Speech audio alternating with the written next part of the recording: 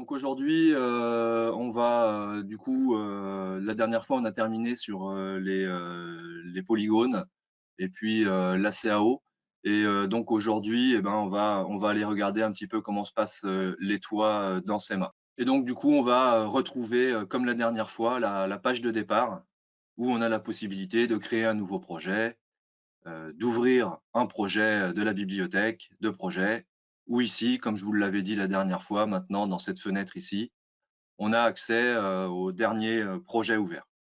Donc ici, moi je vois que, ici j'ai le projet session initiation 1 Laval Jérôme Joussaume qui est disponible et donc je vais tout simplement, cliquer sur ce lien pour le rouvrir. Donc ici, je fais juste un clic, droit pour pouvoir rouvrir le projet. OK, et donc là, on est revenu dans notre projet.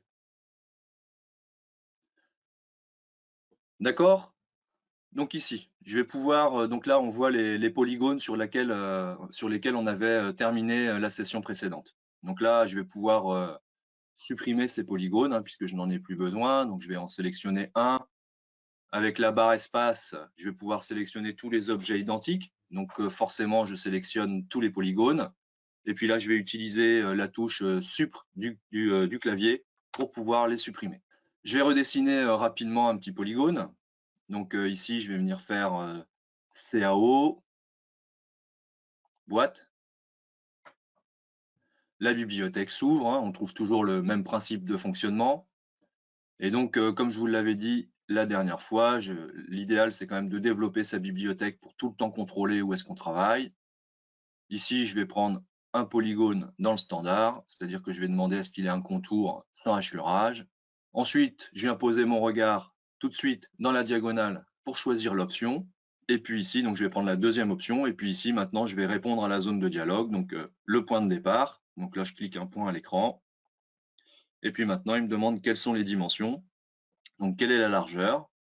Donc ici, je vais lui demander de faire une largeur de 12 mètres et puis je vais lui demander de faire une largeur de 8 mètres. Donc quand je reviens sur ce polygone, du coup, comme je vous l'avais dit la dernière fois, j'ai deux possibilités. J'ai la possibilité de sélectionner l'ensemble du polygone en sélectionnant la surface et j'ai également la possibilité de sélectionner les arêtes de contour. Donc je vais repréciser, hein, ce que je vous avais dit déjà la dernière fois. Quand vous souhaitez modifier un polygone, quand vous voulez agir sur la surface, vous sélectionnez la surface et vous utilisez découper et ajouter, hein. Si je fais découper boîte ici, je peux enlever de la surface. Et puis si je resélectionne le polygone et que je fais ajouter boîte par exemple, ici je vais venir là, là j'ai rajouté de la matière. OK, donc quand on sélectionne la surface, on utilise dans les options ici dans la caisse à outils, on utilise découper et ajouter. Bien évidemment, comme je vous avais montré la dernière fois, j'ai aussi la possibilité de sélectionner les lignes de contour et de demander à les déplacer. Donc là, je la déplace en parallèle. OK, je vais utiliser maintenant ici dans la barre d'outils en haut à gauche, la flèche marche arrière pour revenir à l'état initial du polygone. Donc ici, je fais une fois marche arrière pour enlever l'ajouter, non, le déplacer ligne, excusez-moi. Encore une fois marche arrière pour enlever l'ajouter surface et encore une fois marche arrière pour enlever le découpé surface. Donc ça, c'était pour la petite révision rapide sur les polygones. Donc maintenant, quand je vais vouloir dessiner un toit sur un polygone, il va falloir ici que je sorte du menu de travail CAO, hein, puisque là je suis dans le menu de travail CAO, c'est celui que j'ai activé, hein, je le vois bien ici en haut à droite. Et donc pour sortir de ce mode travail CAO, on fait, tout simplement, échappe et là je suis revenu dans la possibilité de sélectionner l'ensemble des menus de travail. Maintenant que, je veux dessiner, un toit là-dessus, je vais pouvoir, poser, des toitures en allant, renseigner, les informations de toiture dont je dispose. C'est-à-dire que, si je connais la pente de mon toit, l'avant-toit que je souhaite mettre, donc l'avant-toit, hein, ce sera la saillie au niveau de l'égout, et puis, la hauteur sur sablière ou la hauteur de faîtage. Donc je vais pouvoir lui indiquer les informations que je connais avant de poser mon toit. Mais au préalable, nous, ce qu'on va faire, on va poser un toit comme ça, juste pour que vous puissiez vous rendre compte que c'est relativement assez simple de poser un toit dans ces mains. Dans les menus de travail, le menu de travail qui m'intéresse, c'est le menu de travail projection de toit. Donc là, je vais activer le menu de travail projection de toit et du coup, j'accède aux différentes possibilités pour pouvoir créer un toit. Ici, je vais venir chercher le toit sur polygone. Quand vous dessinez des polygones dans SEMA, vous avez la possibilité de poser des toits en fonction du polygone et ce sera exactement la même chose pour les murs et pour les dalles. Je vais activer le toit libre. Quand j'active le toit libre, je vois que j'ai deux possibilités. J'ai soit la possibilité du toit contour libre, on y reviendra tout à l'heure, et j'ai également la possibilité d'aller vers le toit sur polygone. Donc bien évidemment, moi c'est celui que je vais choisir, puisqu'ici, je viens de créer un polygone. Donc ici, je vais activer le toit sur polygone. La bibliothèque s'ouvre. Ici, je vais développer la bibliothèque. Dans cette bibliothèque, le groupe qui va m'intéresser, c'est le groupe toit avec panne répartie. Je vais choisir de poser le toit principal. Donc je vais valider avec la coche ici OK. Et puis maintenant, quand je regarde la zone de dialogue, il me demande de montrer le polygone. D'accord? Donc ici, je vais tout simplement lui montrer le polygone. Donc je viens cliquer la surface. Et puis il me reste une dernière chose à faire qui m'est demandée dans la zone de dialogue, c'est de valider. Donc c'est soit je clique ici le bouton OK, soit j'appuie sur la touche entrée du clavier. Et ici, on voit que j'ai généré un toit. Donc je vais pouvoir activer la 3D maintenant pour pouvoir aller voir à quoi ressemble mon toit. Et pour pouvoir activer la 3D, on va venir ici dans la barre d'outils en haut et on va venir activer ici le petit bouton là, donc le cube avec les 3 flèches ou dans l'infobulle, vous avez la précision représentation 3D. Donc là, je vais activer ce petit bouton et du coup, une fois que j'active ce petit bouton, eh bien là, maintenant, je vois que j'ai créé un toit. Ici, je vais pouvoir activer maintenant la petite icône pivoter bâtiment en 3D qui est à côté de l'icône 3D. Donc l'icône qui ressemble à une griffe là. Et une fois que j'active cette icône et que je viens à l'écran, maintenant, quand je fais un clic gauche que je laisse enfoncer, eh bien, donc là, mon clic gauche est toujours enfoncé, eh bien, je peux maintenant tourner ma vue 3D. Donc là, du coup, hein, maintenant que j'ai ouvert une 3D, j'ai 2 fenêtres maintenant qui sont ouvertes ici. Donc en haut à gauche. Et maintenant, indifféremment, je peux passer de la 2D en cliquant sur les fenêtres, ouvrir indifféremment la 2D ou la 3D. Et donc ici, on voit hein, qu'il y a des informations hein, qui se sont affichées. Et donc, quand j'ai montré le polygone avec le profil de toiture que j'ai posé, j'ai généré un cas de pan. Je vais pouvoir tout de suite différencier plusieurs choses. Ici, on voit qu'on a un numéro, hein, ici, qui c'est le toit dans sa globalité. Donc si je sélectionne ici, donc juste en cliquant hein, sur le numéro, hein, ici, hein, si je sélectionne ici, ce que je vois à l'écran, je sélectionne l'ensemble du toit. Quand je sélectionne l'ensemble du toit, je vais avoir, ça va me servir à 2 choses. Ça va me servir soit à supprimer ce toit, donc quand je sélectionne, le toit partiel, hein, puisque quand je viens sur l'infobulle, c'est, l'information qui m'est donnée dans l'infobulle, hein, toit partiel numéro 1. Donc quand je sélectionne ce toit, ça va me permettre, de supprimer ce toit et puis ça me servira à une deuxième chose, ça me servira également à, calculer des raccords de toit partiel entre eux. Quand vous souhaitez modifier la pente d'un toit, ce n'est pas le toit partiel que vous sélectionnerez les surfaces. Donc ici, je vois que j'ai sélectionné le toit partiel dans sa globalité. Donc là, si je fais supprimer, bah, je supprime tout le toit. Je vais venir faire marche arrière. Et ici, je vais pouvoir maintenant sélectionner indépendamment des surfaces de toit. Donc là, je ne sélectionne pas le toit dans sa globalité, je sélectionne les surfaces, surface par surface. Donc ici maintenant, bah écoutez, hein, on peut regarder hein, ce qui va se passer quand je fais des polygones. Hein. Donc si ici, je supprime ce toit et puis que je lui rajoute de la matière. Donc ici, je vais venir faire, je vais sélectionner ici, donc échappe hein, pour sortir du menu de toiture, puisque maintenant je veux retravailler sur le polygone. Donc je resélectionne le polygone. Ici, je vais lui faire ajouter boîte. Je vais ajouter ici une boîte quelconque. Et puis ici, je vais réactiver la projection de toit. Maintenant, dans le menu toiture. Dans le menu toiture, je vais revenir chercher le toit libre. Et là, je vais revenir chercher le toit sur polygone. Toujours pareil, je développe ma bibliothèque, je choisis le toit avec panne répartie. Je vais pouvoir reprendre ici mon toit principal. Je vais pouvoir valider OK. Et je vais pouvoir lui montrer le polygone. Et valider ici le bouton OK.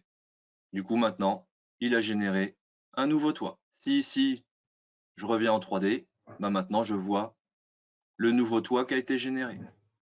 Je vais pouvoir maintenant ici faire plusieurs choses. Je vais pouvoir ici venir déjà dans la fonction, dans le menu divers, qui est ici. Donc, je vais développer le menu divers. Et dans ce menu divers, je vais pouvoir ici venir chercher la liste des métrés. Liste métrée. Et donc ici, je vais pouvoir demander, en validant OK, à valider cette liste des métrés. Et du coup, je vais avoir les métrés de toiture qui s'ouvrent. Maintenant, je vais pouvoir également aller voir les réglages d'affichage, puisque quand vous dessinez des choses dans SEMA, vous avez la possibilité. Donc, je vais pouvoir afficher des informations. Pour afficher des informations, du coup, dans SEMA, les affichages, ils sont rangés ici dans les options d'affichage. Donc là, je suis venu dans la barre d'outils en haut, hein, et ici, je vois que j'ai des options d'affichage. J'ai une icône avec un œil et un engrenage qui correspond à mes options d'affichage. Donc là, j'ouvre la fenêtre des options d'affichage. C'est toute la possibilité des affichages, puisque vous avez la possibilité de faire plein d'affichages dans SEMA au niveau de tous les éléments. Je vais sélectionner une surface de toit et je vais enfoncer la touche F7 de mon clavier. Quand j'ouvre la touche F7 de mon clavier et que j'ai sélectionné un toit, j'arrive directement dans les possibilités d'affichage de ce toit. Donc ici, je vais pouvoir demander par exemple à voir la pente des surfaces. Je vais pouvoir demander à voir la taille des surfaces. Je vais pouvoir demander à voir la hauteur des points. Et je vais pouvoir aussi demander par exemple à voir la longueur des arêtes. Donc là, je vais pouvoir fermer cette fenêtre. Et maintenant, quand je viens à l'écran ici, je vois les informations de ma toiture. Quand vous avez ici, on voit qu'on a une superposition ici hein, des affichages. Vous pouvez ici activer dans la barre d'outils la petite icône à côté du mètre pliant. Donc la petite icône qui ressemble à une flèche et au-dessus de laquelle est marqué 1,31. Donc quand je regarde dans l'infobulle, l'information c'est déplacer les valeurs. Donc quand j'active cette petite icône, ici maintenant et que je regarde la zone de dialogue, il me demande quelle valeur je souhaite déplacer. Donc là, je peux très bien lui dire que je veux prendre cette valeur et que je veux la déplacer du point là au point là pour enlever la superposition. Donc là, je vais maintenant aller enlever ces informations. Donc du coup, ici, je vais reprendre la surface de toit. Je vais réenfoncer la touche F7 du clavier pour réaccéder aux affichages de la toiture. Et ici, maintenant, je vais pouvoir enlever les informations que j'avais demandées. Donc si ici, j'avais voulu, par exemple, si je le souhaite, bien sûr, hein, je peux sauvegarder ces réglages pour pouvoir les réutiliser à chaque fois. Et donc ici, je vais fermer cette fenêtre. Et donc maintenant, je vais venir paramétrer un toit avec les informations que je souhaite lui donner. Donc ici, je vais venir pouvoir activer toujours le toit libre et je vais venir pouvoir réactiver le toit sur polygone. Je vais réutiliser ici le toit principal. Et ici, à côté du bouton de validation ici confirmé, j'ai un petit bouton ici avec une baguette magique et puis une petite étoile jaune là, qui me permet d'ouvrir l'assistant de toiture. Donc je vais valider, je vais enfoncer ce petit bouton pour pouvoir ouvrir l'assistant de toiture et aller paramétrer le toit comme je souhaite le paramétrer en fonction des informations dont je dispose. Donc ici, je vais enfoncer ce petit bouton et j'ouvre maintenant l'assistant de toiture. Donc une fois que j'ai ouvert cet assistant de toiture, ici sur la gauche de l'écran, j'ai une fenêtre de prévisualisation qui me permet de voir à quoi va ressembler ma toiture. Et puis ici, sur la droite de l'écran, je vais avoir l'ensemble des réglages. Donc nous, ce qu'on va faire là maintenant, c'est on va passer dans les différents onglets là pour aller régler notre toit. D'accord? Donc dans le premier onglet Start, on va déjà trouver 3 possibilités de réglage. Donc les 2 possibilités de réglage qui vont nous intéresser nous, ce sera soit le premier réglage ici, toit avec panne. Donc généralement, hein, ça dépend un petit peu des zones géographiques où est-ce que vous habitez, hein, et où est-ce que vous travaillez. Ici, il y a le toit avec panne qui va m'intéresser. Il y a le toit avec panne répartie qui va m'intéresser. Le troisième, je vous le montre vite fait, hein, c'est toit avec encuvement. Bon, ici, la nuance, elle est là, hein. C'est un système spécifique, un système constructif spécifique à l'Allemagne et à la Suisse. Donc j'utiliserai soit le premier, soit le deuxième. Ici, moi, je vais réactiver le deuxième, puisque je vais travailler avec les toits avec panne répartie. Une fois que j'ai choisi ici quel type de quel type de toit je voulais créer, le toit avec panne ou le toit avec panne répartie, eh ben, je peux passer dans le deuxième onglet. Donc le deuxième onglet, c'est l'onglet latage. L'onglet latage, je ne vais pas m'attarder dessus. L'onglet latage, c'est la possibilité de lier la charpente avec la couverture. SEMA, il sait que les 2 métiers peuvent être liés si on est charpentier-couvreur, hein. Donc il propose de lier la charpente avec la couverture. Donc c'est plutôt orienté pour les gens, hein, qui travaillent plutôt la tuile. Donc bon, moi dans le nord-ouest, pour les gens qui travaillent l'ardoise, je suis un peu moins confronté à ces réglages. Donc et puis comme je vous ai dit, hein, c'est pas la priorité. Donc je vais passer à l'onglet d'après, je vais passer à l'onglet profil. Et c'est ici que je vais pouvoir renseigner les caractéristiques de mon toit. Donc au départ ici, je vois que j'ai des informations de latage, donc qui sont liées bien évidemment au donc là les 3 valeurs qui me sont demandées, qui vont me permettre de définir mon toit, je les vois tout de suite. Ce sont les 3 valeurs qui sont ici. Donc maintenant ici, si je veux changer l'avant-toit, là par défaut, il m'a proposé un avant-toit de 0,279. Si je veux un avant-toit de 50 cm, bah, j'ai juste à changer la valeur, à taper 50 cm, à valider avec entrée. Et ici, du coup, maintenant, quand je viens voir ici, là, je vois tout de suite que ça a bougé. D'accord? Si je regarde la cotation, je vois bien ici qu'il a adapté le profil de toiture à ce que j'avais demandé et que donc, il a mis les 50 cm de débord de toit. Donc après, hein, en prévisualisation, je veux 1 mètre, il suffit de taper les valeurs. Ici, moi, je vais lui mettre un débord de toit, par exemple, de 30 cm. Donc je contrôle, hein, c'est bien ce qu'il a fait. Et ici, maintenant, il me demande la pente de toit. Donc du coup, ici, la pente de toit renseignée est une pente de toit à 35 degrés. Si ici, je veux une pente de toit à 45 degrés, bah, j'ai juste à taper la valeur et à faire entrer. Je veux pas une pente de toit à 45 degrés, mais je veux une pente de toit à 20 degrés. Eh ben, il suffit de changer la valeur. Dans cette pente de toit, là, j'ai tapé du degré. Je peux également lui renseigner du pourcentage. Donc ici, je vais taper au clavier dans la pente de toit la valeur 20%. Donc j'ai bien tapé 20 et le sigle %. Je vais faire entrer. Et automatiquement, le programme, donc SEMA, va convertir cette valeur de pourcentage en degrés. Donc 20%, ça correspond à 11 degrés 31. Donc ici, si je lui mets une valeur de 100%, ça correspondra bien évidemment à une pente de 45 degrés. Et ici, du coup, maintenant, il me pose encore une question. Quelle est la hauteur de la face supérieure, hein, FS sablière, donc HFS sablière, donc hauteur face supérieure de la sablière. Donc là, je renseigne la hauteur au-dessus de la sablière. Ici, je pourrais bien aussi dans les cellules, dans SEMA, hein, il y a quelque chose qui est hyper pratique, c'est qu'on peut taper des opérations. Donc si ici, je lui dis que je veux que j'ai une hauteur d'arase à 2,50 m et que je veux en plus rajouter par-dessus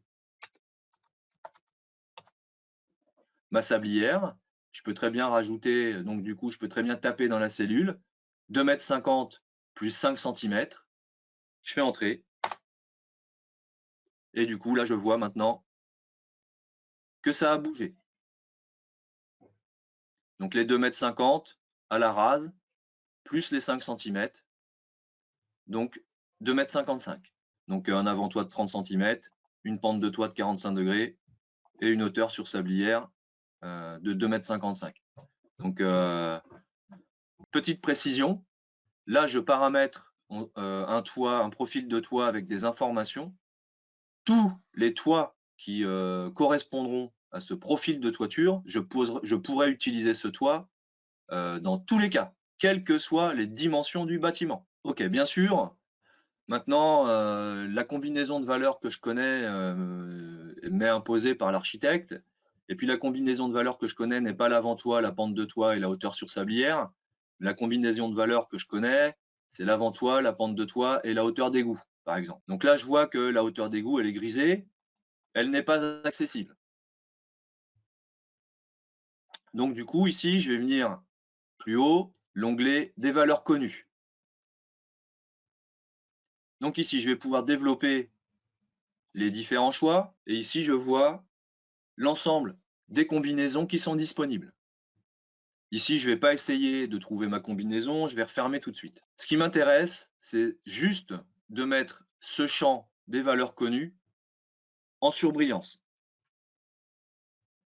Comme je vous l'ai dit à la session d'avant, à partir du moment où vous avez de la surbrillance dans un champ dans SEMA, ça veut dire que vous avez un choix multiple et que vous pouvez faire défiler les différentes possibilités en enfonçant la touche barre espace. Donc là, je vais enfoncer barre espace. Et là, je vois que du coup, quand je regarde en dessous les possibilités de combinaison des valeurs connues, eh ben, je vois que ça bouge.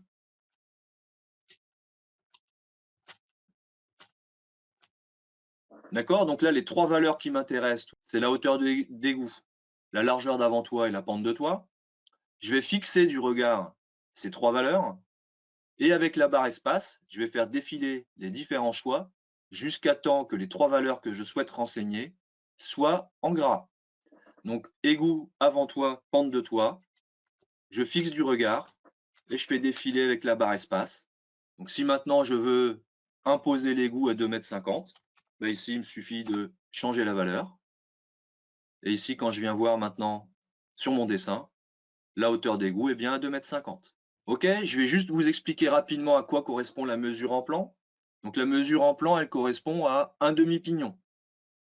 Donc ici, tout à l'heure, on a fait une construction de 12 par 8. Donc mon demi-pignon, c'est 4 mètres. Ce qui me permet de voir à quoi ressemble mon profil sur ce demi-pignon. Cette valeur de demi-pignon, elle est juste à titre informatif, puisque je vous ai dit tout à l'heure, ce profil de toiture allait pouvoir être posé quelles que soient les dimensions de mon bâtiment. Il y a un seul, il y a que dans certaines combinaisons que cette valeur de mesure en plan sera obligatoire, c'est quand vous voudrez imposer la hauteur de faîtage. Donc si ici, par exemple, je souhaite imposer la hauteur de faîtage, l'avant-toit et la pente de toit, ben, je vais venir refaire défiler ici le menu déroulant, je vais le refermer. Ce qui m'intéresse, c'est d'aller chercher la surbrillance. Et puis ici, avec la barre espace, je vais faire défiler les choix. Donc là, maintenant, je vais fixer du regard, mesure en plan, hauteur de faîtage, avant-toit et pente de toit. et avec la barre espace, je fais défiler les différentes possibilités.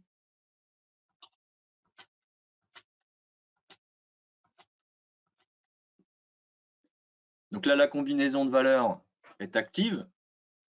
Et maintenant, je vois bien que quand je veux imposer mon faîtage, que je veux imposer mon avant-toit, que je veux imposer ma pente de toit, il me demande également d'imposer la mesure en plan. À partir du moment où cette mesure en plan est en gras, ça signifie que cette mesure en plan est importante à renseigner pour pouvoir respecter la hauteur de faîtage. Donc je vais passer à l'onglet d'après, je vais conserver ma combinaison de valeurs égout, avant-toit, pente de toit, et je vais passer à l'onglet d'après. Donc quand vous renseignez une toiture, un profil de toiture, vous renseignez les informations dont vous disposez pour créer votre toit, et puis vous allez également renseigner les informations des pièces de bois qui sont liées à cette toiture. Donc les pièces de bois qui sont liées à cette toiture, ça va être le chevron, ça va être la panne sablière, la panne faîtière et les pannes intermédiaires. Donc tout ça va être lié au profil de toiture. Donc là, je vais placer dans l'onglet d'après, dans l'onglet chevron. Je vais pouvoir lui dire quel chevron je souhaite utiliser.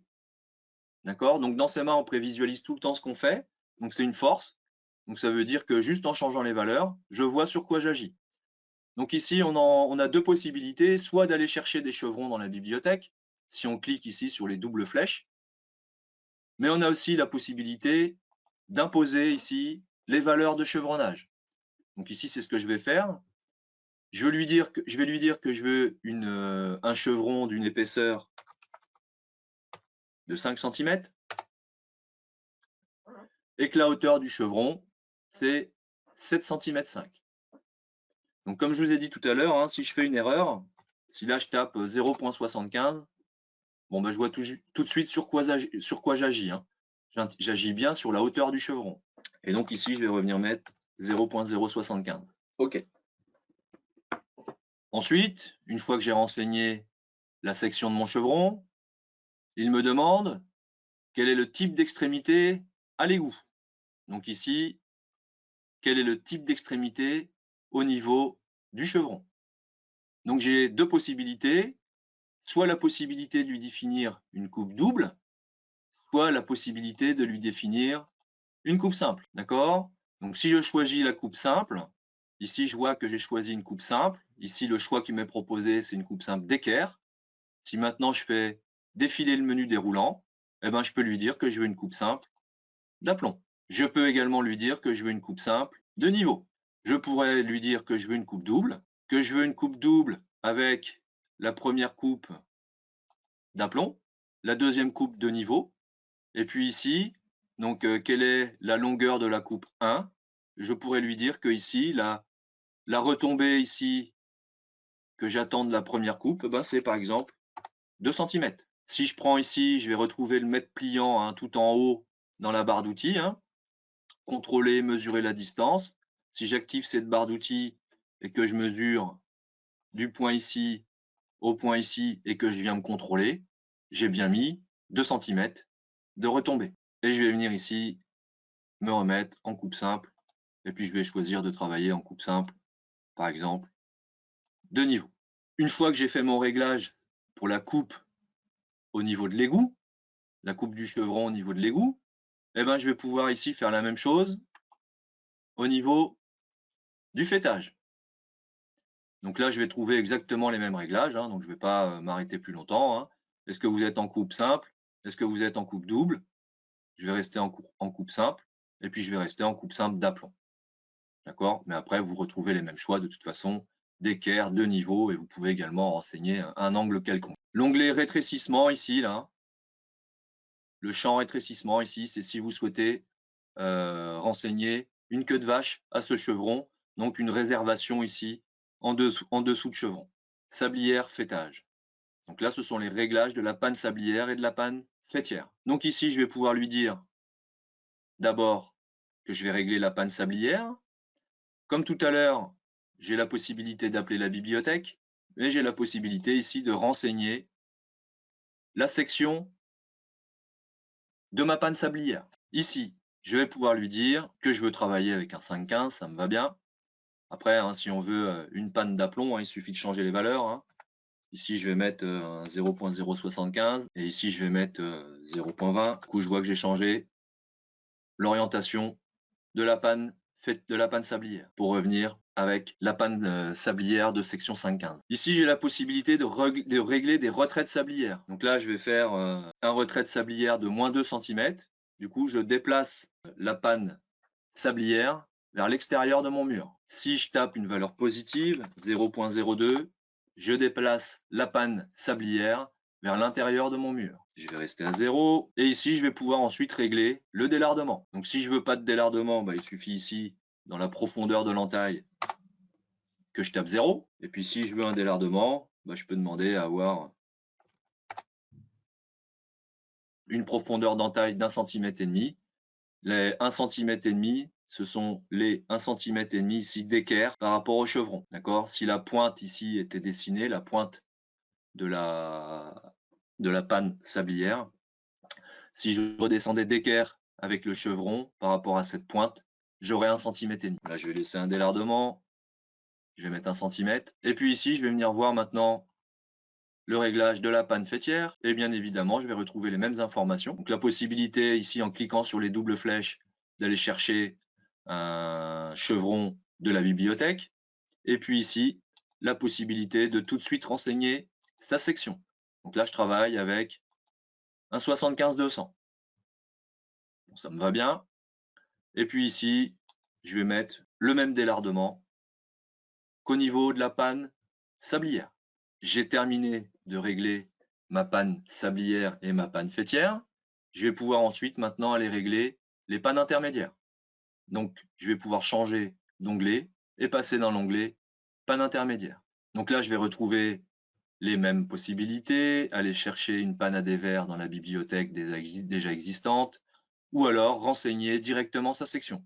Donc là, pareil, je travaille avec des 75-200. Ici, maintenant, je vais m'occuper de l'angle à dévers. Donc l'angle à dévers automatique, ça sous-entend que quand je fais ce réglage, les pannes seront d'équerre au chevron. Je peux aussi ici aller lui demander de choisir un angle libre.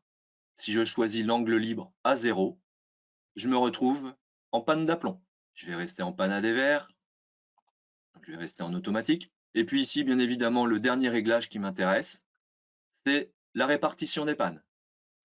Donc la répartition des pannes, ça va être le dernier champ ici, hein, type de répartition. Donc je vais trouver 3 possibilités. Je peux imposer le nombre de pannes. Je veux une panne.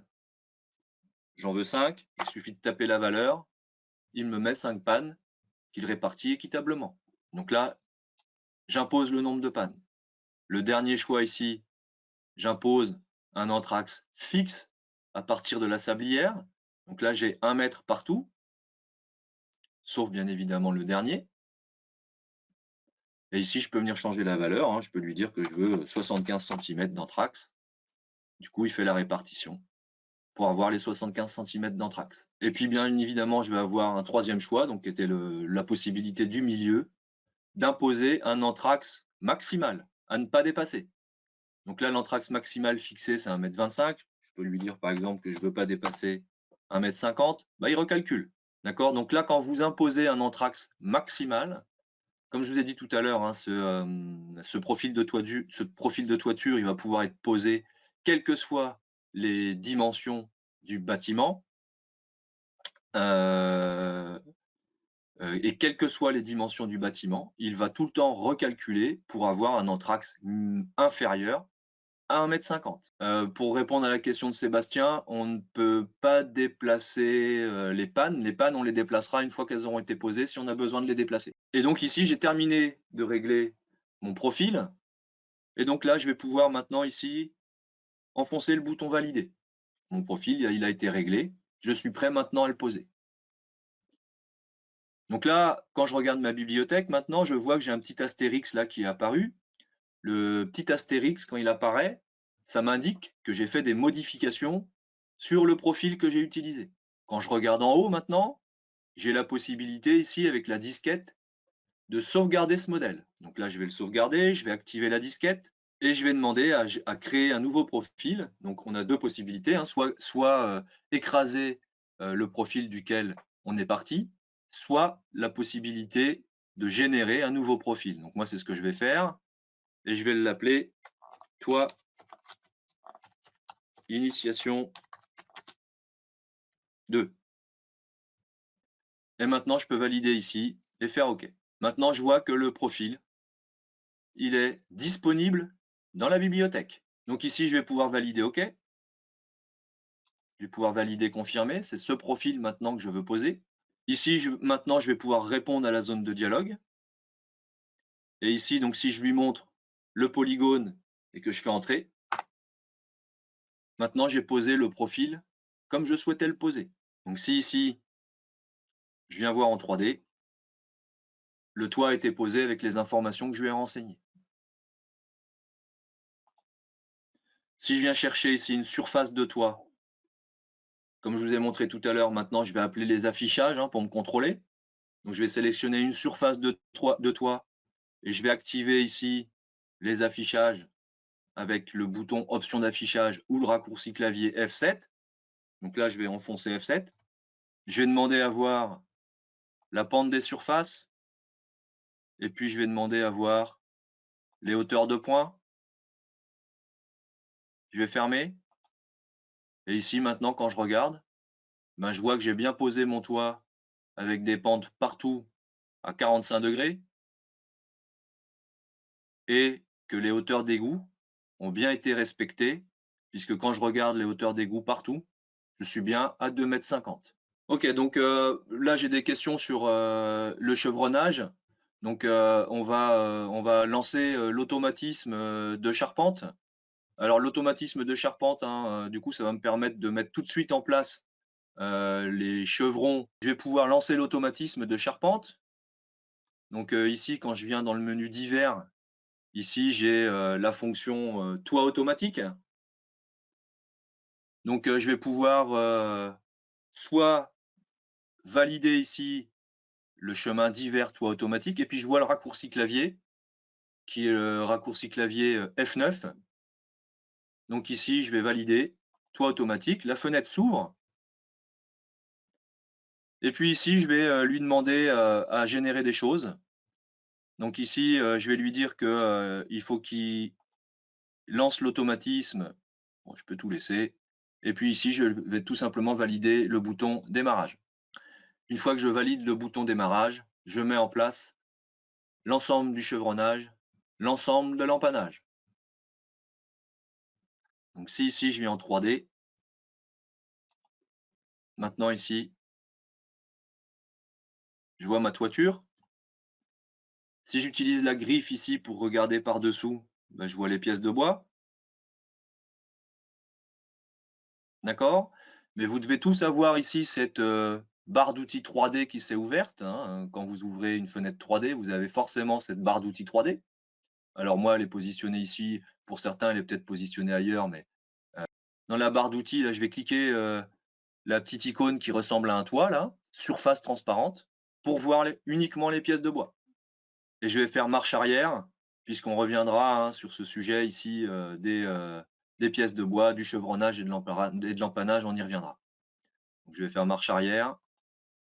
Donc quand vous avez dessiné un toit et que vous voulez mettre rapidement en place les pièces de bois pour faire un métré rapide, du coup raccourci clavier F9, entrée, vous mettez en place vos pièces de bois. Et puis ici maintenant, bon, bah, on va venir voir comment est-ce qu'on pourrait modifier ce toit. Donc ici, moi j'ai un toit qui est en place. On pourrait me demander de, changer, des pentes, de toit, me dire que, au niveau, des croupes, on ne souhaite plus des croupes, mais on souhaite, des pignons, on souhaite des demi-croupes. Enfin bref, on pourrait, demander beaucoup de choses et donc du coup, on va regarder comment est-ce qu'on peut, modifier les toitures. Donc comme je vous ai dit tout à l'heure, hein, pour modifier des toitures, on ne passe pas par la sélection du toit partiel. La sélection du toit partiel, je répète, elle va nous servir à 2 choses. Elle va nous servir à supprimer le toit qu'on a créé ou à calculer des raccords de toit ensemble, de toit partiel ensemble. Quand je vais vouloir agir sur la forme du toit, c'est sur les surfaces que je vais agir. Donc ici, je vais pouvoir par exemple sélectionner cette surface de toit et une fois que j'ai sélectionné cette surface de toit, bah, je peux venir ici dans la caisse à outils, je peux activer modifier. Donc hein, vous vous souvenez la dernière fois, hein, je vous ai expliqué pour activer modifier, on sélectionne et puis dans la caisse d'outils ici, on va chercher modifier. On a aussi la possibilité d'appeler le menu contextuel, donc ça veut dire on sélectionne la surface de toit, on fait un clic droit et ici on peut activer l'option modifier. Ou alors on fait un double clic sur la surface de toit pour l'ouvrir. De même, rappelez-vous ce que je vous ai dit la dernière fois, vous pouvez avoir des choses qui se superposent, hein. Ici, quand je viens sur la surface de toit, ici, je vois que j'ai une parenthèse qui apparaît. Donc, comme je vous ai dit la dernière fois, quand vous avez une superposition d'objets, vous appelez le menu contextuel et tout en bas du menu contextuel, vous allez pouvoir choisir ce que vous voulez sélectionner. Donc là, c'est la surface de toit que je veux sélectionner. Donc, je vais cliquer ici. Ici, maintenant, je vais faire modifier. Et là, par exemple, je vais demander à modifier la pente de toit. Donc ici, la pente de toit que j'avais demandé, c'était une pente de toit à 45 degrés. Et ici, je vais lui demander maintenant de passer, par exemple, à 60 degrés. Et je valide. Du coup, il refait le calcul automatiquement. Je vois bien ici, hein, je n'ai pas enlevé mes affichages. Il est bien passé à 60 degrés. Je vais pouvoir ici activer la pente, la surface. Donc je fais pareil. Clic droit pour appeler le menu contextuel. Et tout en bas, je vais lui dire ce que je souhaite sélectionner. Donc c'est bien la surface de toit 4 que je souhaite sélectionner. J'appelle modifier avec la caisse à outils. Et ici, je vais lui dire que je souhaite également une pente de toit à 60. Et puis, je vais venir modifier la hauteur d'égout. Et je vais par exemple passer la hauteur d'égout à 3,50 m. Et je valide OK. Du coup, là, je vois que j'ai modifié mon toit. Si je viens en 3D, ici, que je regarde la forme de mon toit, bon, bah maintenant, je peux voir les modifications que je lui ai effectuées. Donc là, j'ai agi sur les valeurs connues du toit. Là, pour la première croupe ici, qui correspondait à la surface numéro 2, j'ai changé la pente, je suis passé de 45 à 60 degrés.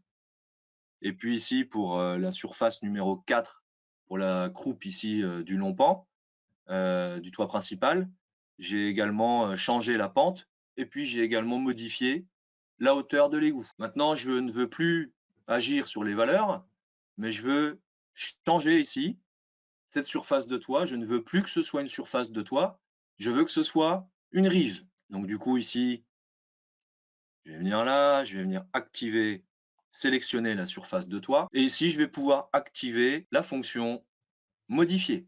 Donc c'est exactement pareil, hein. Je retourne exactement au même endroit, sauf que là, ce sont plus sur les valeurs connues du toit que je vais agir, mais je vais agir sur le type de côté du toit.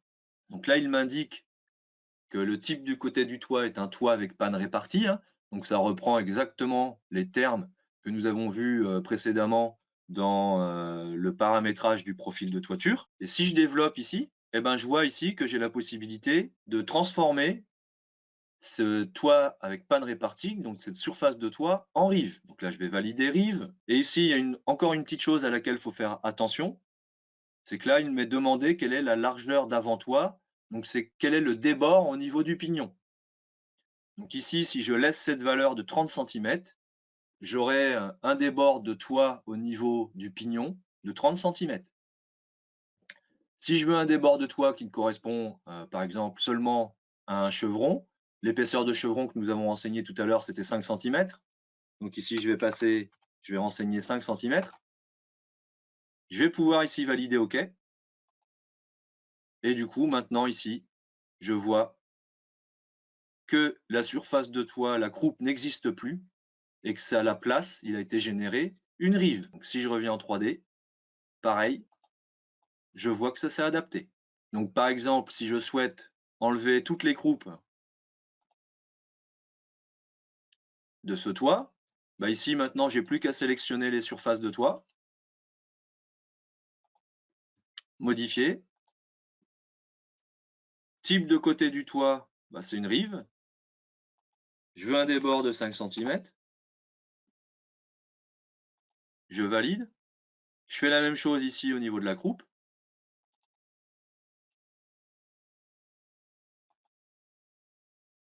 Modifier.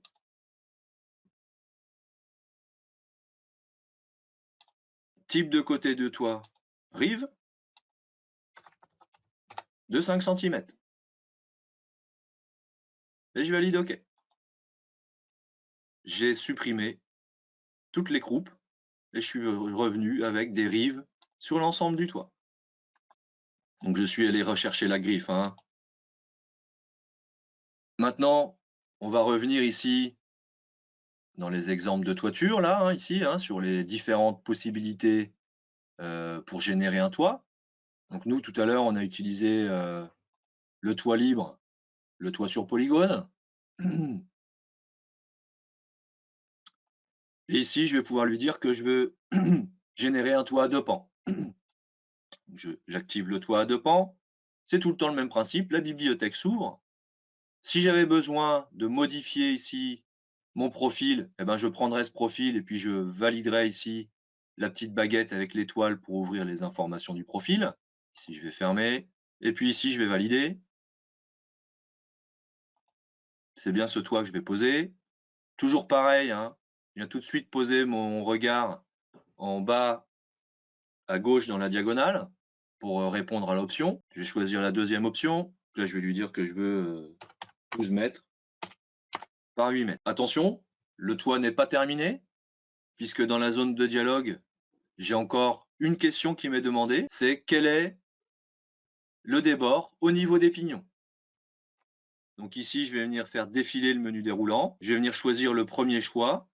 Et ici, du coup, maintenant, je suis libre de renseigner la valeur que je souhaite au niveau des débords de pignon. Donc là, je vais lui mettre, par exemple, je veux 15 cm de débord de pignon. Et je valide avec entrée. Ici, maintenant, sur ce toit, et là, je vais vouloir transformer des rives en croupe. OK?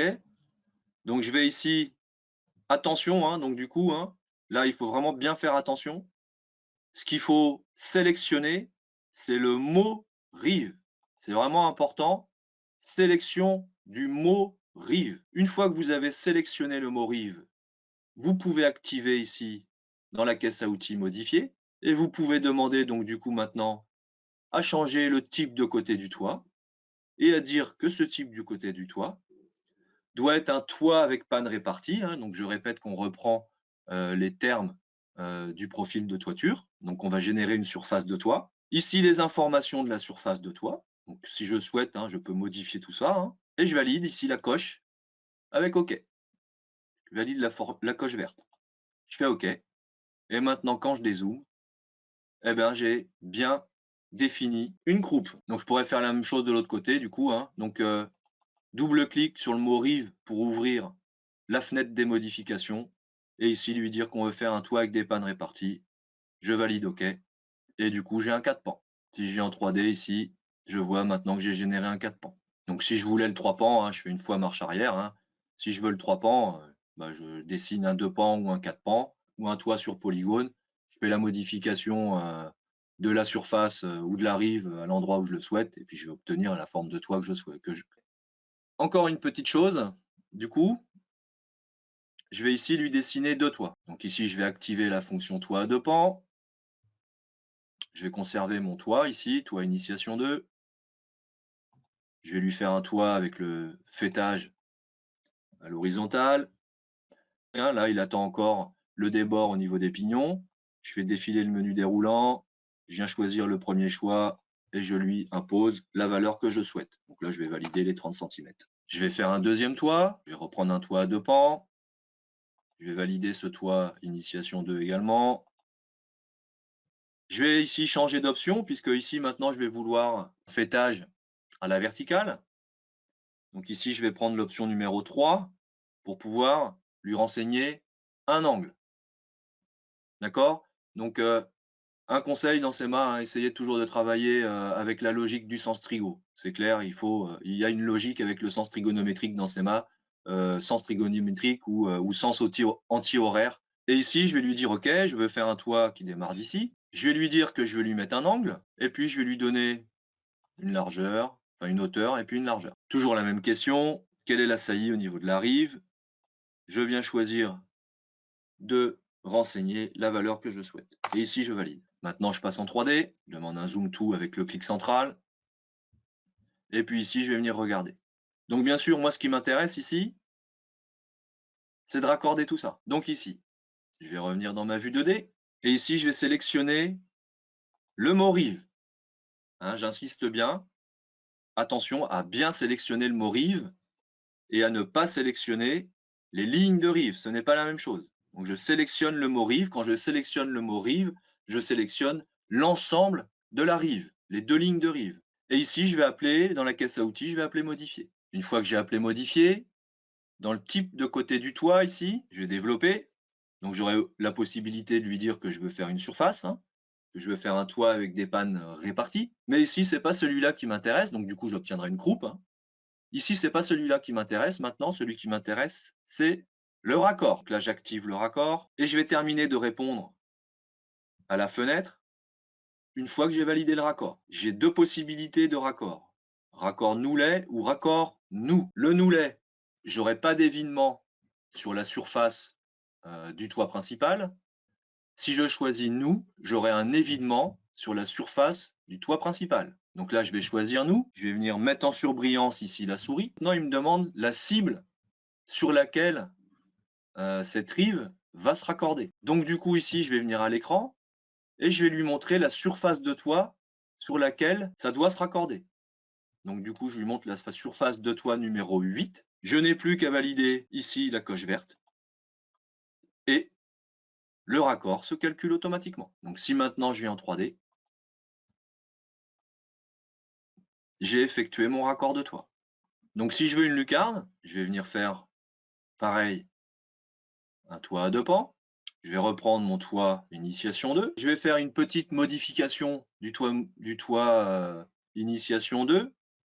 Je vais ouvrir ici la baguette magique avec l'étoile pour pouvoir intervenir dans le troisième onglet sur le profil, puisque si j'ai une lucarne, il y a des chances la hauteur d'égout ne soit pas la même. Que je veux une hauteur d'égout de 4,50 m. Je valide, donc l'astérix apparaît. À partir du moment où il y a l'astérix, comme je vous ai dit tout à l'heure, c'est qu'on a fait une modif. À partir du moment où on a fait une modif, on peut sauvegarder. Donc soit vous voulez sauvegarder ou pas. Bon, l'idée dans CMA, c'est pas de tout sauvegarder à tout bout de champ. Hein. C'est de ne sauvegarder que ce que vous utilisez de façon régulière. Les profils de toiture qui sont des profils de toiture ponctuels, bien évidemment, il faut aller les paramétrer comme vous avez besoin de les paramétrer. Et après, il ne faut pas les sauvegarder dans votre bibliothèque. Hein. La seule chose qu'on sauvegarde dans la bibliothèque, c'est ce qu'on réutilise de façon régulière. Et ici, je valide. Maintenant, je prends ma troisième option. Ici, je vais lui donner un point de départ, je vais lui donner un angle, je vais lui donner une largeur. Et puis ici, je vais venir valider, comme depuis le début, les 30 cm. Et je valide entrée. Donc maintenant, si je viens en 3D, je vais avoir la même chose, hein. J'ai ma lucarne. Il n'y a plus qu'à aller effectuer le raccord. Donc ici, je sélectionne le mot rive. Je fais modifier. Et je lui dis que cette rive doit devenir un raccord. Pareil, ensuite je réponds aux deux questions supplémentaires de la fenêtre. Je veux que ce raccord fasse un évidement sur la surface du toit principal. Donc je veux un raccord nous. Je mets la souris en surbrillance. Et ensuite je lui dis, je lui montre sur quelle surface ça va se raccorder. Et ça va se raccorder sur cette surface de toit numéro 9. Et je valide la petite coche verte. OK. Et du coup, ça s'est actualisé. 3D. Et là, quand je prends la griffe et que je tourne autour, eh ben, j'ai également réalisé ma lucarne.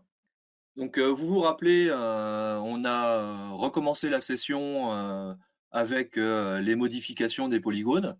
Donc, comme je vous ai dit, et comme je vous ai remontré, quand je veux modifier un polygone, soit je sélectionne la surface du polygone et puis je fais découper et j'utilise dans la caisse à outils découper ou ajouter, ou soit je sélectionne les lignes de contour et je fais déplacer.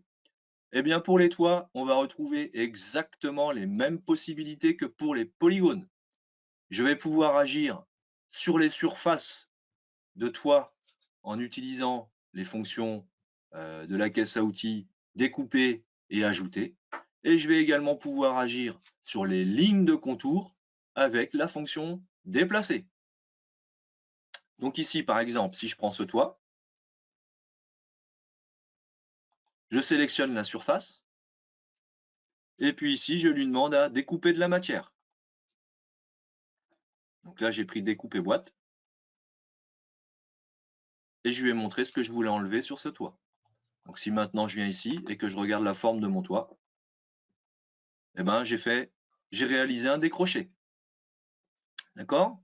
Si je prends cette surface de toit,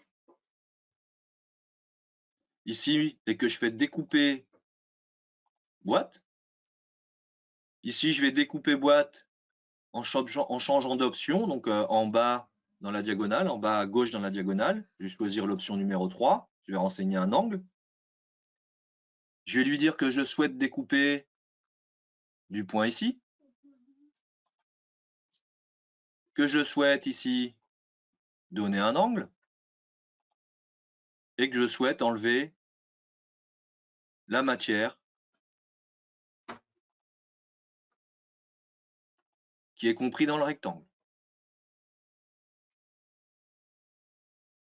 Donc si ici je reviens en 3D et que je tourne ici ma toiture et que je viens voir, donc là j'ai utilisé la fonction découper, mais je pourrais aussi utiliser la fonction ajouter. Donc je continue à sélectionner ma surface de toit. Ici je viens chercher ajouter, ajouter boîte, et ici je vais lui dire que je veux ajouter de la matière du point là. Donc, je vais changer d'option. Je vais changer la matière du point là, sur une longueur de 5 mètres. Donc attention, hein, je redis, quand on renseigne au clavier, il faut bien faire attention au signe qui est devant le curseur. Donc là, je vois qu'il y a le moins, donc je vais le taper, moins 5 mètres. Et puis ici, je veux rajouter, par exemple, 1,25 m. Et je valide entrée. Je viens en 3D, je tourne. Je vois maintenant également que j'ai réalisé un décroché sur la surface arrière du toit principal. Là, je vous ai montré donc du coup que je pouvais agir sur les surfaces. Et puis maintenant, je vais vous montrer que je peux agir également sur les lignes de contour. Donc, je répète, les surfaces, on utilise découper plus ajouter. Et quand on sélectionne les lignes, là, on va utiliser dans la caisse à outils déplacer. Quand vous cliquez sur déplacer, vous avez 3 possibilités: déplacer point, déplacer incliné arête ou arête sur trame. Bon, dans 99% des cas, on utilise déplacer incliné arête. Alors pour certains d'entre vous, arête sur trame pourra peut-être avoir un intérêt pour pouvoir toujours dans l'optique de lier votre charpente avec votre couverture. Arête sur trame, en fait, ça sous-entend que vous allez vouloir respecter la trame de la couverture. Donc là, je vais activer déplacer incliné arête. Je vais d'abord demander donc je viens répondre ensuite à l'option en bas à gauche dans la diagonale. Je vais d'abord demander à déplacer cette arête d'1 mètre, par exemple ici. Donc là, j'ai déplacé ma rive d'1 mètre en parallèle. Maintenant, je vais continuer. Je vais sélectionner ici la ligne de contour, donc l'autre rive. Et puis ici, je vais lui dire que cette rive, déplacer incliné arête. Mais cette fois-ci, je ne veux plus déplacer en parallèle. Je veux par exemple déplacer avec l'option rotation. Ensuite, j'ai 2 questions qui me sont posées. Quel est le point de rotation? Eh ben, le point de rotation, je peux lui montrer ici, là, au niveau de l'égout. Puis ensuite, il me demande quel est l'angle. Ben, maintenant, je vais venir lui montrer le point de faîtage. Et je valide. Si j'ouvre ma 3D et que je pivote, là, je vois bien que j'ai réalisé une rive biaise. D'accord? Donc il y a vraiment beaucoup de possibilités au niveau des modifications et des toitures. On a vraiment beaucoup de souplesse, ce qui permet de réaliser vraiment de nombreux toits assez facilement, assez rapidement. Ici, par exemple, sur le toit ici numéro 2 que j'avais fait, je vais réintervenir. Je vais sélectionner la surface de toit. Je vais venir ici développer l'assistant. Ici, je vais venir monter la hauteur d'égout. La hauteur d'égout, je vais la passer à 4 mètres et je valide. Ici, ce qui m'intéresse, c'est de réaliser une croupe normande. D'accord? Juste pour vous montrer, hein, par exemple, hein, si vous avez besoin d'agrandir votre toiture, vous n'avez pas besoin de redessiner le toit dans son ensemble, hein. Ici, hein, si je me contrôle avec le mètre pliant, hein, ici dans la barre d'outils, hein, en haut là, si je me contrôle du point là au point là, je vois que j'ai fait un pignon, hein, de 8 mètres. Si j'ai besoin d'augmenter ce pignon, enfin ce pignon, c'est-à-dire que je veux passer à 9 mètres, pas besoin de tout redessiner, bien sûr. J'ai juste à activer la surface de toit. Je demande à déplacer. Maintenant, je vois bien que je suis en train d'agir sur la surface, sur la largeur de pignon. Ici, je vais lui dire, donc attention, hein, devant le curseur, il y a le moins. Ici, je vais lui dire que je veux agrandir le pignon d'1 mètre, moins 1 mètre. Je valide entrée avec le mètre pliant du point là au point là. J'ai bien une distance de 9 mètres et j'ai bien conservé ma hauteur d'égout. Donc on pourrait faire la même chose ici avec la croupe. On pourrait sélectionner la croupe, hein, donc on veut conserver, hein, toutes les autres hauteurs, hein. On pourrait sélectionner la croupe et ici demander à déplacer en parallèle, ici, de moins 1 mètre et on valide entrée. Quand je sélectionne la surface et que je fais déplacer, j'agis sur la taille de mon bâtiment sans modifier les hauteurs à respecter, donc les hauteurs d'égout. Quand je sélectionne la ligne, cette fois-ci, c'est plus la surface que je sélectionne, mais la ligne, et que je fais déplacer, déplacer incliné arrête en parallèle. Cette fois-ci, j'agis sur la hauteur de l'égout. D'accord? Et puis ici, maintenant, je vais prendre la ligne de rive gauche. Je fais déplacer, déplacer incliné arrête, avec l'option rotation. Le point de rotation, il est là, et ça doit se raccorder avec la croupe. Je fais la même chose de l'autre côté. Je rappelle la fonction avec entrée. Le point de rotation, il est là. Et je veux que ça se raccorde avec la croupe. Si je viens en 3D et que je viens voir le toit là-bas, du coup maintenant j'ai réalisé une croupe normande avec des rives biaises. D'accord? Donc quand vous utilisez la sélection de la surface et que vous faites découper boîte, il faut obligatoirement que vous sortiez de la surface pour pouvoir découper. Si ici j'utilise, si je prends l'autre ici surface, que je fais découper boîte et que j'essaye de découper à l'intérieur de la surface sans sortir de la surface, il ne se passe rien. Donc ici, pour en fait découper à l'intérieur d'une surface, vous avez ici dans les menus de travail, donc on va réactiver projection de toit.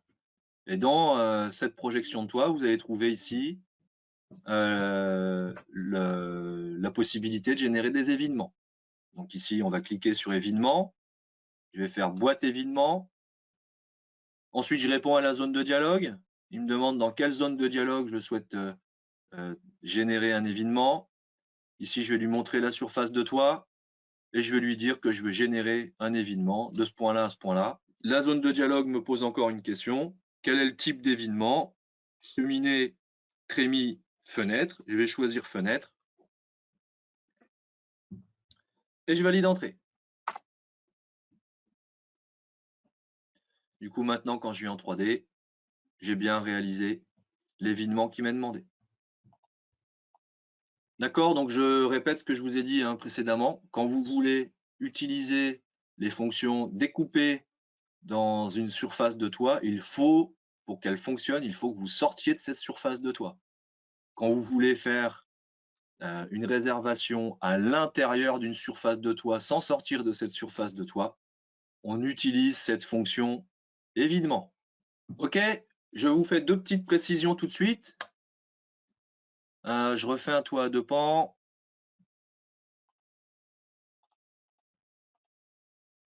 Je valide, c'est histoire de vous montrer. Pour générer un fêtage de pente, donc question je vais répondre à la question pour le fêtage de pente, hein. OK. Ici du coup, quand je fais ce type de toit là, si je souhaite avoir un toit monopente, je ne prends pas une surface de toit pour la supprimer. D'accord? Quand vous dessinez un toit, vous ne devez pas supprimer de surface de toit. Si vous devez supprimer une surface de toit pour obtenir le toit que vous cherchez, votre toit, il est pas bon directement à la création. Deuxième chose, vous ne devez pas non plus supprimer de ligne de contour. Donc quand vous faites un toit, si le toit que vous, souhaitez obtenir nécessite soit de supprimer des surfaces de toit, soit de supprimer des lignes de contour, oubliez, votre toit n'est pas bon. Ce n'est pas comme ça qu'on procède. Il ne faut jamais supprimer de surface de toit ou supprimer d'arête de contour. D'accord? Je reviens ici du coup. Et ici, je double-clique sur la surface de toit. Ici, ce qui m'intéresse, c'est d'aller chercher le type de côté du toit. Donc là, j'ai généré un 2 pans, hein. Et ici, je vais lui dire que la surface de toit opposée doit devenir une rive. Je valide OK. J'obtiens un toit monopente. Et donc, on va continuer. J'ai une question hein, pour un fêtage de pente. Donc du coup ici, je vais vous montrer comment obtenir un fêtage de pente. Donc ici, je vais faire de la CAO. Je vous conseille hein, de tout le temps faire de la CAO au préalable hein, pour obtenir, pour avoir la forme hein, de votre bâtiment, hein. Donc je vais faire CAO rectangle. Si je prends un rectangle noir, OK. Et puis je vais lui donner une dimension quelconque. Je vais faire 12 par 8. OK. D'accord. Avant d'aller vers le fêtage de pente, je vais vous montrer du coup une autre fonction. Donc là, je vais réactiver le menu toiture. Donc le menu projection toit. Je vais maintenant activer, tout à l'heure, hein, je vous ai montré qu'on pouvait activer le toit libre, le toit sur polygone. Donc nous, on a utilisé principalement celui-ci et puis le toit à 2 pans. Donc c'est les plus fréquents qu'on utilise, hein, c'est le toit libre sur polygone, toit à 2 pans, toit à 4 pans. Et puis il y en a un autre qu'on utilise de façon aussi qui peut être bien pratique et régulier, c'est le toit contour libre. Donc là, je vais choisir le toit contour libre. Et donc là, je reviens à une précision que je vous ai fait tout à l'heure, l'importance du sens trigonométrique et du sens au horaire. Quand vous utilisez cette fonction projection de toit, toit contour libre, il faut absolument tourner dans le sens trigonométrique. Donc ici, en fait, là, je vais lui dire, à chaque ligne que je crée, je vais lui dire si je mets un égout ou si je mets une rive. Donc là, c'est parti. Je prends mon toit initiation 2. Donc je vais lui dire OK. De ce point-là à ce point-là, je pose une surface de toit et un égout. Maintenant ici, vous voyez que dans la bibliothèque, j'ai le mot rive. Donc là, je peux choisir de prendre ce mot rive, de valider. Attention à l'information de débord au niveau du pignon qui m'est demandé. Donc là, si je fais rien, il va me mettre 1 mètre en débord de pignon. Ici, je vais lui dire que je veux qu'il mette, par exemple, 50 cm au niveau du débord de pignon. Je valide. Je pose ma rive. Ici, je vois tout de suite que le mot rive a été créé. Ici, je vais reprendre mon toit initiation 2. Je valide. Je lui dis que je veux poser ici une surface de toit et donc un égout. Et puis ici, je veux lui dire que je veux également poser une rive, cette fois-ci avec un débord de 5 cm. Je fais OK et je viens fermer mon contour. Voilà le toit obtenu.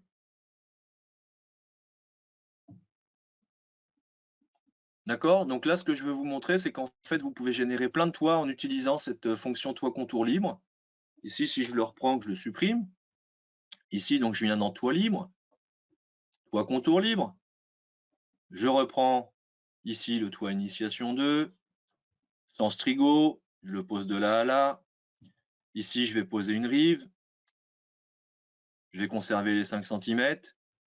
Ici, je reprends la surface de toit ici. Je vais changer la pente, par exemple, de celui-là. Là, je change la pente.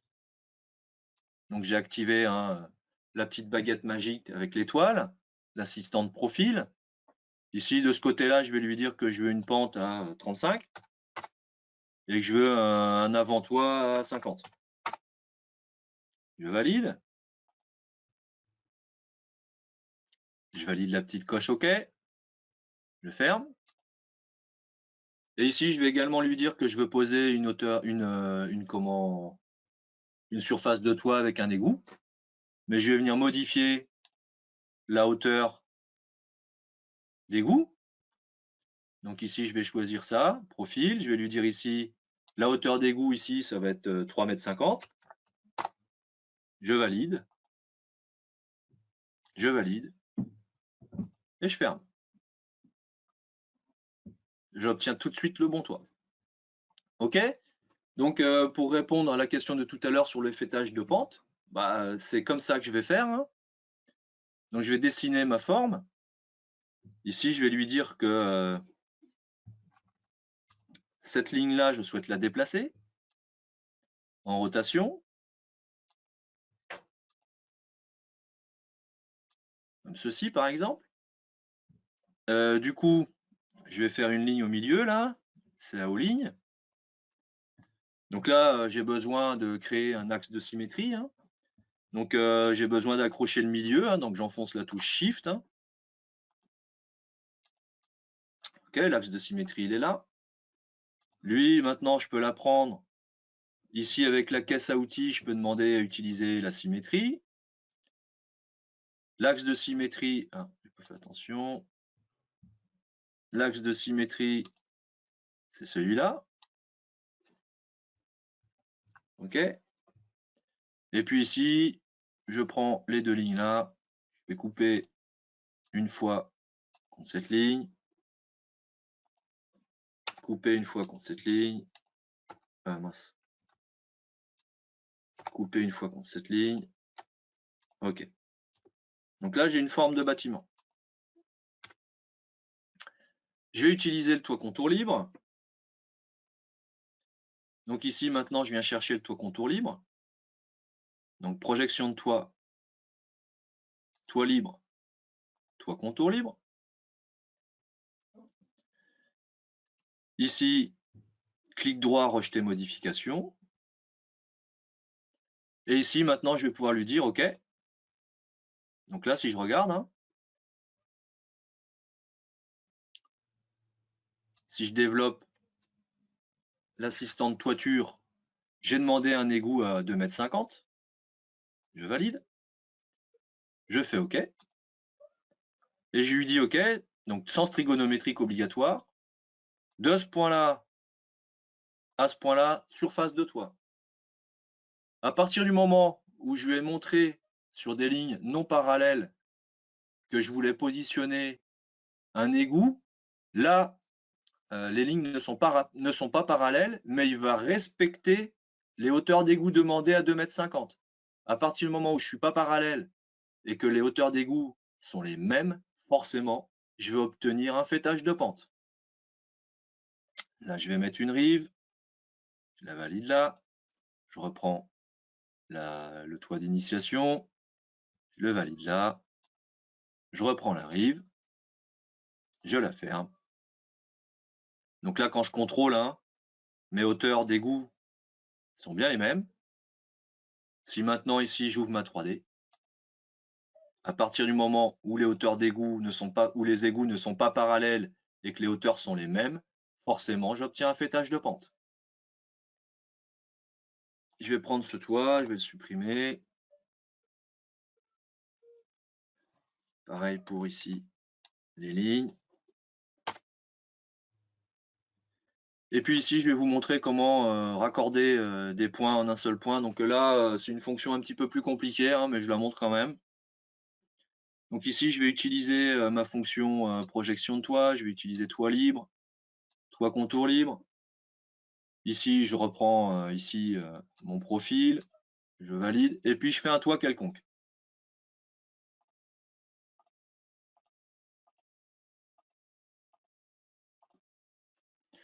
Ok, voilà le toit qu'on obtient. Si je viens voir ce toit en 3D, le voici. Je vais venir faire CAO point. Point en un clic, hein, donc c'est la dernière option. Je vais lui mettre un point, par exemple, ici. Maintenant ici, je vais revenir sélectionner mes surfaces de toit. Et ici, je vais utiliser dans la caisse à outils, je vais utiliser la fonction divers. J'ai plusieurs choix. Ce que je vais demander à adapter, donc le deuxième choix, je vais demander à adapter la pente de ces surfaces. Mon objectif, c'est de tout raccorder en un seul et même point. Maintenant, j'ai des informations dans la zone de dialogue. Ici, dans la zone de dialogue, il me demande les pentes. Bah, j'en sais rien, je ne les connais pas, hein. Donc, je vais venir cliquer le deuxième choix. Je vais venir cliquer le point de référence. Là, maintenant, du coup, une fois que j'ai cliqué le point de référence, bah, je vais venir lui montrer le point de CAO que j'ai fait. Il me demande maintenant à quelle hauteur se situe ce point. Bon, bah, ce point, par défaut, il se situe à 0 puisque c'est un point de CAO. Mais maintenant, je vais pouvoir lui imposer une hauteur. Je vais pouvoir lui imposer, lui dire, OK, je veux que tu raccordes tout ça à 7 mètres. Il propose de conserver la hauteur d'égout et l'avant-toit hein, pour recalculer les pentes. C'est bien ce que je veux. Je fais entrer. Il recalcule tout pour tout raccorder à 7 mètres au point de couronnement que j'ai montré. Donc si maintenant je vais en 3D, voici le toit obtenu. OK. Donc là, je vais pouvoir supprimer. Et on va pouvoir conclure la session du coup en venant sur ce profil, enfin, sur ce toit. Donc comme je vous ai dit, hein, ça reprend la forme que je vous ai montré en début de session, de première session. Et donc ici, du coup, j'ai effectué des lignes. Donc là, maintenant, je vais pouvoir, par exemple, sélectionner toutes ces lignes, comme je vous avais montré en fin de session également, en première session, utiliser la fonction divers, caisse à outils divers, transformer en polygone. Je vais rejeter l'élément existant. Et puis ici, bah maintenant, je vais pouvoir utiliser projection de toit, toit libre, toit sur polygone. Je vais rejeter l'ensemble de mes modifications. Donc là, qu'on ait exactement les mêmes toits ou non, dans l'absolu, ça m'est égal, hein. Vous faites les toits que vous voulez, hein. Je valide OK. Et ici, je lui montre le polygone et je fais entrer. Voici le toit obtenu. D'accord? Bon, nous arrivons en fin de la session. Donc les toits dans ces mains, c'est vraiment très très souple et on a vraiment beaucoup de possibilités et c'est assez rapide. Donc j'espère que pour vous tous, ça aura été assez clair et bénéfique. Et puis, du coup, j'ai la même chose à vous proposer que à la fin de la première session. Comme je vous avais montré à la fin de la première session sur le site internet SEMA, dans l'onglet sous la rubrique assistance, ici on a une rubrique tutoriel. Et dans cette rubrique tutoriel, à la fin de la première session, donc je vous avais montré les 2 tutos ici que vous pouviez réaliser en autonomie pour pouvoir avancer et mieux maîtriser la planche à dessin et les fonctions SEMA. Et on va retrouver la même chose au niveau des toitures. Donc au niveau des toitures, vous avez l'ensemble, vous avez plusieurs tutos, 1, 2, 3, vous en avez au moins une quinzaine. Donc pour ceux qui ont le temps, vous avez de quoi vous exercer sur des toits pour la prochaine session. Donc bien évidemment, tout ce que je vous ai montré dans la session d'aujourd'hui est utilisé par la suite pour pouvoir réaliser l'ensemble de ces toitures.